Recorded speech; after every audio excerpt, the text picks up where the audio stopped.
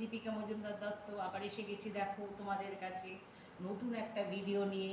কি বলো তো, ফুলকপি। শীত চলে গেছে কিন্তু ফুলকপি তো রয়ে গেছে, তাই ফুলকপিটাকে ধুয়ে আমি এটাকে গ্রেট করে নিয়েছি, এই যে দেখতে পাচ্ছ। এইবার এটা দিয়ে আমি কি করব তোমরা দেখো। এই যে ডিম দেখতে পাচ্ছ, এই যে ডিমটাকে ভেঙে আমি এর মধ্যে নিয়ে নিচ্ছি। ডিমটাকে ভেঙে আমি এর মধ্যে নিয়ে নিচ্ছি, এই দেখতে পাচ্ছ। 3টে ডিম আছে কাঁচা, এই 3টে ডিমই আমি এর মধ্যে ভেঙে নিয়ে নিচ্ছি।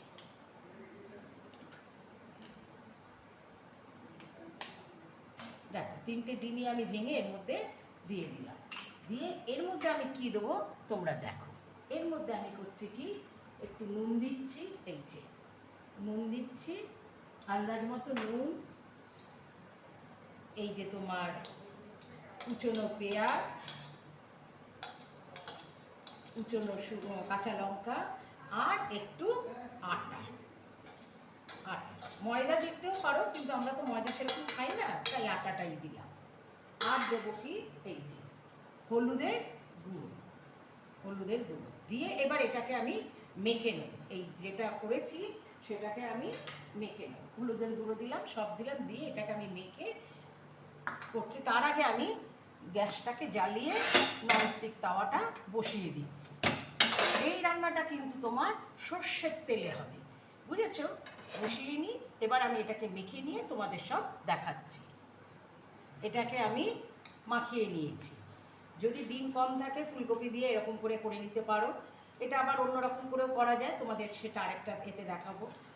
এটা আমরা কিসে করতাম বলতো, মুসুর ডাল দিয়ে করতাম। তাহলে মুসুর ডাল দিয়ে যদি করা যায় তাহলে কেন ফুলকপি দিয়ে করা যাবে না? তাই আমি এটা দিয়ে করছি। এইবার আমি গ্যাস জ্বালিয়ে যে ননস্টিকটা বসিয়েছি, এই দেখো, এটাতে আমি এখন সর্ষের তেল দিয়ে দেবো। এই যে এই রান্নাটা কিন্তু সর্ষের তেলেই হবে। এই যে ননস্টিকটা আমি সর্ষের তেল মাখিয়ে নিচ্ছি, বুঝতে পারছো? দেখো তেল গরম হয়ে গেছে। এবার আমি এটার উপরে এটা দিয়ে দিচ্ছি।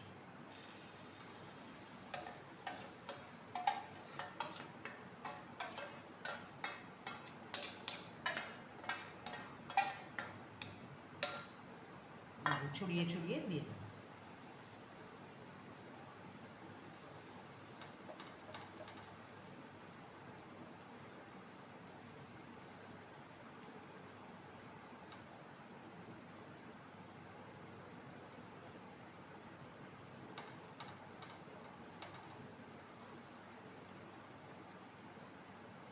এই দেখো, ওটা আমি ছড়িয়ে দিলাম, দেখতে পেয়েছো? এবার এটাতে আমি একটা কিছু দিয়ে ঢাকা দিয়ে দিই। এটা দিয়ে আমি একটু ঢাকা দিয়ে দিলাম। আঁচটা কিন্তু আমি লোয়ে রেখে দিলাম। তাহলে এটা দেখো, এটা হোক। দেখো ভেতরটা হয়ে গেছে। এবার এটাকে আমি একটা থালায় নিয়ে আবার উল্টে এই সাইডটা করতে দেবো। দেখো এইভাবেই নামিয়ে নিয়েছি। এবার এটাকে উল্টে দিচ্ছি। ব্যাস, এবার এইভাবেই এই পিঠটা হয়ে যাবে। দেখো উল্টে দিলাম, এবার এই পাশটা হয়ে যাক, এটা হোক। দেখো এ পাশটাও হয়ে গেছে। এবার এটাকে আমি নামিয়ে নিচ্ছি, গ্যাসটা অফ করে দিলাম।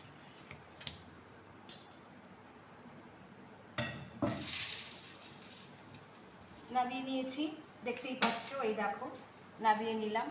এবার আমি গ্যাসটাকে জ্বালিয়ে, গ্যাসটা জ্বালাচ্ছি, এই দেখো গ্যাস জ্বালিয়ে দিলাম। গ্যাস জ্বালিয়ে এবার আমি কড়া বসিয়ে দিলাম। এই যে এবার আমি কড়াটা বসিয়ে দিলাম। কড়াতে আমি এবার সেই সর্ষের তেলের রান্না, যেহেতু সর্ষের তেল দিচ্ছি। সর্ষের তেল দিয়ে ঢেলে দিলাম, সর্ষের তেল বসিয়ে দিয়েছি। এইবার আমি এটা, কড়াটা তেলটা গরম হোক। এইবার আমি এটাকে দেখো, এই যে এটা করেছি, এটাকে আমি এবার ছুরি দিয়ে পিস পিস করে কেটে নেব, বুঝতে পেরেছো? এই দেখো আমি পিস পিস করে কেটে নিচ্ছি।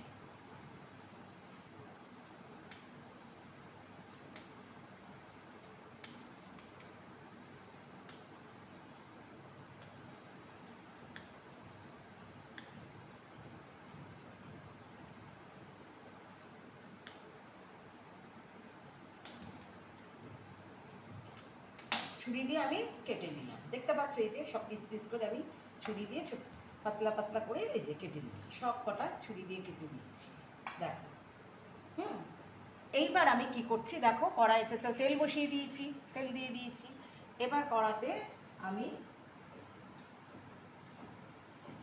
টমেটো কুচি দিলাম,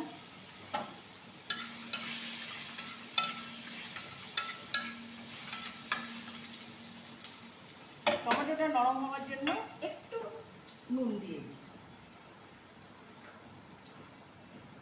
এই যে সামান্য একটু নুন দিয়ে দিচ্ছি, তাহলে টমেটোটা একটু নরম হবে।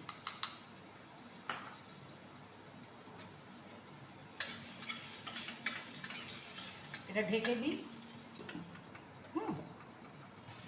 দেখো টমেটোগুলো কেমন নরম হয়ে গেছে। এইবার এটার মধ্যে আমি কি করব,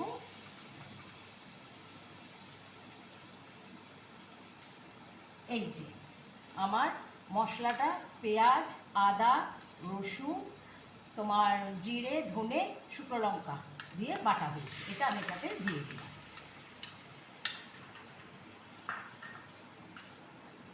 আর দেখো এখানে হলুদের গুঁড়ো, আন্দাজ মতো হলুদের গুঁড়ো, আর এই কাশ্মীরি লঙ্কাটা গুঁড়োটা দিয়ে দিলাম যাতে কালারটা ভালো হয়। ওইটা একটু লাগবে।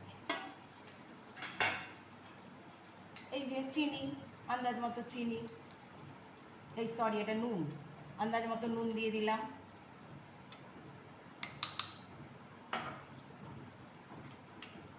আর এই যে অল্প চিনি, বেশি না, অল্প চিনি দিয়ে মশলাটা আমি কষাচ্ছি। যতক্ষণ না আমার তেল ছাড়বে ততক্ষণ আমি এটাকে কষিয়ে যাব।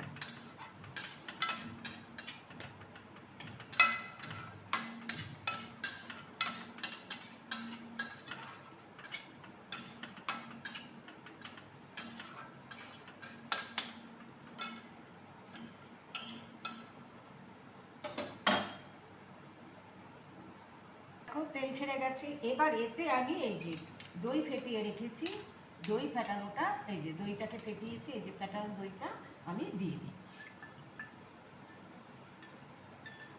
দই ফেটানোটা আমি এটাতে দিয়ে দিলাম, দিয়ে আবার একটু নাড়াচাড়া করি, সব মশলার সাথে দইটাকে মাখিয়ে নিই।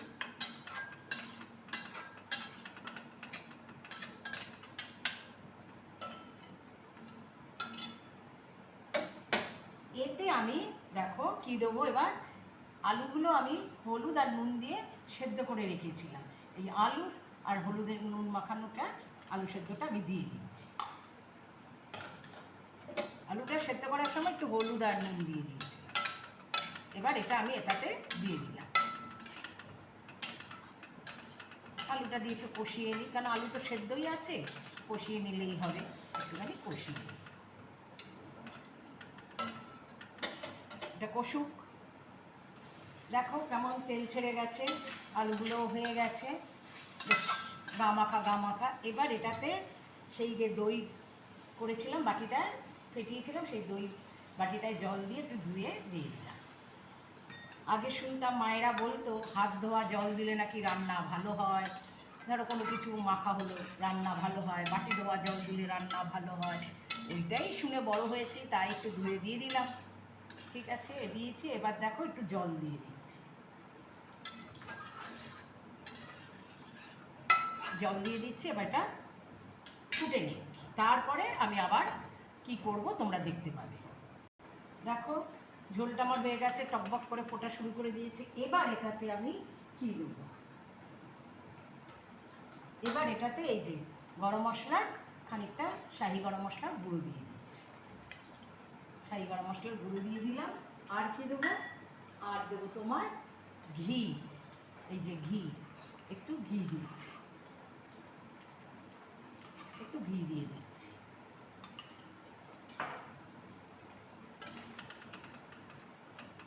এইবার আমি এতে এই যে বড়াগুলো করে, এই যে বরফিগুলো করেছি, বরফিগুলো আমি দিয়ে দিচ্ছি। তোমরা হয়তো ভাবছো কত ঝোল, আসলে তা নেই, বরফিগুলো সব ঝোল টেনে নেবে, গা মাখা হয়ে যাবে শেষে।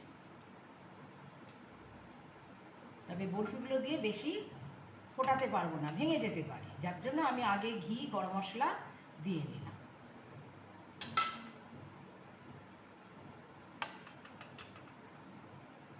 এই দেখো, দেখেছো সব দিয়ে দিয়েছি। এই 2 মিনিটের মতো আমি ফুটিয়ে নিচ্ছি, নিয়ে এবার নামিয়ে নেবো, কেননা এগুলো সব তাহলে গলে যেতে পারে।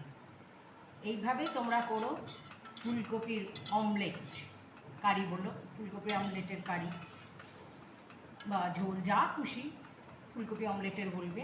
তাহলে দেখতে পাচ্ছ হয়ে গেছে। এবার আমি এটাকে নামিয়ে নেব। এই দেখো নামিয়ে নিয়েছি, দেখতে পাচ্ছ আমার রান্না তাহলে তৈরি।